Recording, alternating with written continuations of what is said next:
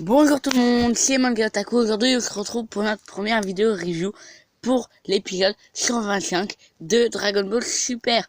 Alors pour commencer, cet épisode porte le nom de Majestueux, l'avènement du dieu de la destruction, Toppo. Donc dans cet épisode, Goku et Vegeta continuent leur alliance afin de venir à bout à Jiren. Mais malgré les attaques qu'il lance, Jiren a aucune égratignure. Ce qui inquiète d'ailleurs Krillin.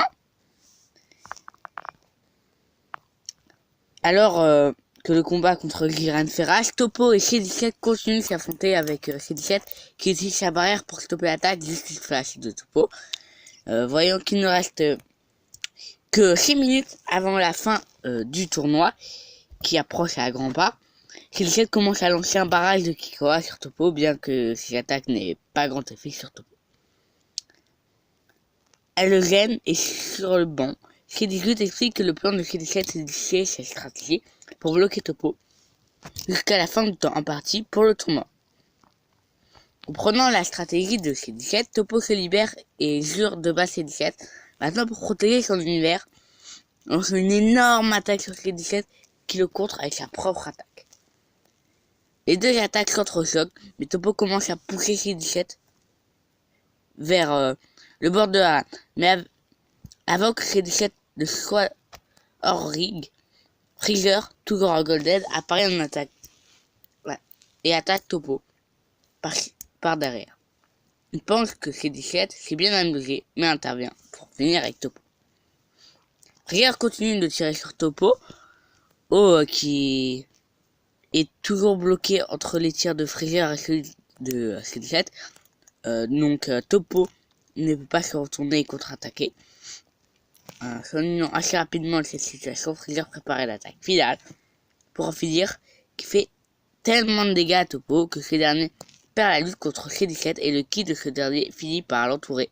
Il semblerait que Toppo ait été battu, mais Will remarque qu'il n'apparaît pas sur les bancs, ce qui signifie qu'il est toujours en effet, Toppo reste sur l'arène, mais il s'effondre. Et Freezer se moque de lui comme d'un déchet bon à côté. Avant que Freezer puisse gentiment pousser Toppo hors de l'arène, Toppo relève son uniforme déchiré et son torse dévolé.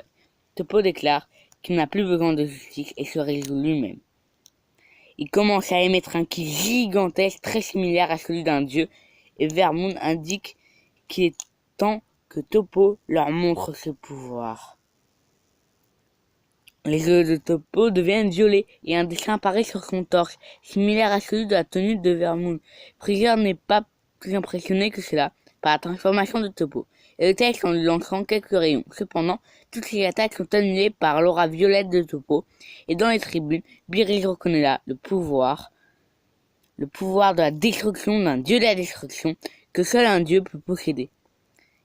Kai note que Toppo est le candidat au poste de dieu de la destruction de l'univers 11, et Vermont ajoute qu'il fait à l'idée qu'il n'est pas différent d'un dieu de la destruction. Margareta également dit qu'il est temps que Toppo montre les fruits de son entraînement avec elle. Cependant, Freezer maintient qu'un dieu de la destruction ne signifie rien pour lui, car il est Golden Freezer. Alors que Toppo lance une attaque avec son pouvoir de la destruction sur Freezer, ce dernier se rappelle avoir déjà eu à faire face à ce type d'énergie avant le tournoi, avec l'assassin de l'univers 9. Et je pense qu'avec une main, il peut stopper l'attaque avec une main, mais l'attaque l'accable rapidement, malgré ses agissements, résultant une explosion faisant craquer l'arène en morceaux. Tandis que Freezer ne semble plus être un problème, Toppo s'en prend à C17 qui essaye de se cacher. Toppo utilise alors son Justice Flash, tandis que C17 utilise sa barrière d'énergie. Cette dernière craque sous le poids de l'attaque démontrant la grande augmentation de puissance de Toppo. Beerus explique que Toppo s'entoure lui-même du pouvoir de la destruction, ce qui empêche C17 de le toucher. Toppo lance ensuite une attaque de la destruction sur C17 qui réussit à le dévier. De cette dernière attaque, Beerus peut dire que Toppo va avoir besoin de temps avant de lancer une autre attaque d'une telle puissance. Pourtant, même en rechargeant, il peut quand même utiliser le pouvoir de la destruction pour se protéger, ce qui semble être la fin du combat pour C17. Toppo continue à lancer des Justice Flash sur C17 et prépare une autre attaque de la destruction. sur C17 qui n'a plus d'endroit où se cacher. Pourtant, un rocher arrive de nulle part et se fait désintégrer sur le torse de Topo. Il semblerait que Freezer ait survécu à l'attaque précédente et qu'il soit revenu à sa forme normale, blessé des pieds à la tête. Jurant de détruire Topo, Freezer forme alors une boule d'énergie immense capable de détruire une planète, sa fameuse Dead Ball. Mais Topo la contre avec une petite partie de son pouvoir de la destruction, puis se précipite au corps à corps et commence à frapper Freezer. Bien que Topo puisse facilement détruire Freezer maintenant, il serait disqualifié pour cela, donc il finit par balancer ce dernier hors de l'arène. Freezer est donc éliminé. Mais alors qu'il est dans les airs, C17 lance un rocher s'échangeant sa trajectoire. Freezer atterrit tout au bord de l'arène. Celui-ci n'est donc, en fin de compte, pas éliminé. Topo félicite C17 d'avoir survécu jusqu'ici, mais indique qu'il n'a rien à faire. Pourtant, C17 refuse d'abandonner.